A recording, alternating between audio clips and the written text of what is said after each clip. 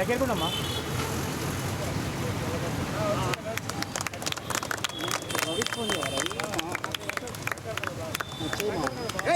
भारत माता की बोलो, भारत माता की बोलो, भारत माता की बोलो, भारत माता की जय हिंद, जय हिंद, जय हिंद।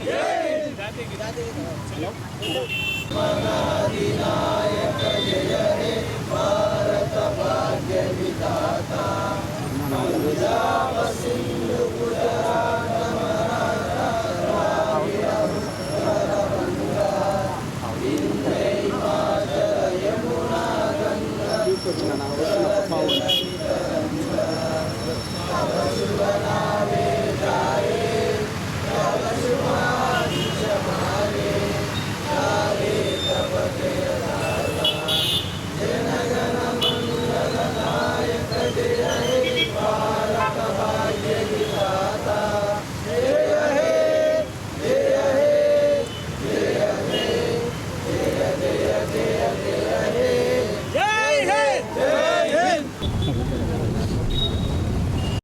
రోజు దేశ స్వాతంత్ర అమరవీరులకు నివాళులర్పించి జాతీయ పతాకం ఆవిష్కరించుకోవడం జరిగింది.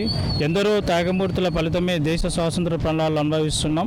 కాబట్టి వారి దేశ స్వాతంత్ర స్ఫూర్తిలో కేంద్ర రాష్ట్ర ప్రభుత్వాలన్నీ కూడా అన్ని వర్గాలకు అభివృద్ధి సంక్షేమ పథకాలు అందినప్పుడే నిజమైన స్వాతంత్ర ఫలాలని అందుతున్నప్పుడే నిజమైన స్వాతంత్రం అని చెప్పుకోవచ్చు. కాబట్టి దేశ ప్రజలందరూ కూడా ఐక్యంగా ఉండి దేశ స్వాతంత్ర స్ఫూర్తితోని మనందరం ఐక్యంగా ఉండి మనం దేశ సేవల్లో ముందు అందరం కూడా భాగస్వాములు కావాలి, దేశ అభివృద్ధిలో భాగస్వామ్యం కావాలని చెప్పి కూడా కోరుతున్నాం. జై హింద్, జై తెలంగాణ. అందరికీ దండాలు. ఇవాళ ఎల్లును అన్నారు, assassination and assaults on trees and plants and forest. అందుకనే ఎల్లినో వచ్చింది, సూపర్ ఎల్లినో వచ్చింది, తెలంగాణలో వచ్చింది. రోడ్డుకి రెండు పక్కల ఎల్లమ్మ తల్లికి దండం పెడతాం, బిర్రు చేస్తాం, బోర్లో పడతాం. ఎల్లమ్మ చెట్టును ఒక్కదాన్ని కూడా బతకకుండా చేసిన నిరసన ప్రకటిస్తుంది. ఇది ప్రకృతి మాత నిరసన ప్రకటిస్తుంది. ఏ చెట్టును కూడా లేకుండా సర్వనాశనం చేసినందుకు సూపర్ ఎల్లినో తెలంగాణ మీద మెయిన్ ప్రభావం ఉంది. ఇవాళ శ్రీశైలం ఎండి కొట్టుమిట్టాడుతుంది.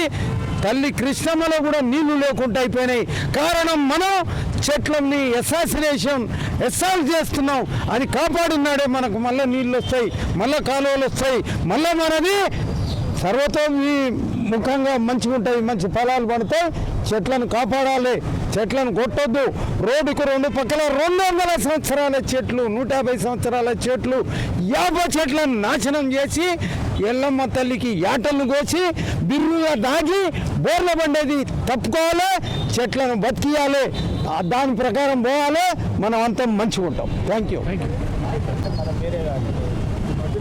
నల్లగొండ జిల్లా ప్రజలందరికీ కూడా భారతదేశ 80వ స్వాతంత్ర దినోత్సవ శుభాకాంక్షలు తెలియజేస్తూ, ఈ స్వాతంత్ర దినోత్సవం సందర్భంగా మరి ఎవరైతే స్వాతంత్రం కోసం పోరాడి అమరవీరులైనరో వాళ్ళందరికీ కూడా మరి శ్రద్ధాంజలి ఘటించి ఈరోజు పెదగాడియారం సెంటర్లో మరి జాతీయ పతాకాన్ని ఆవిష్కరించడం జరిగింది.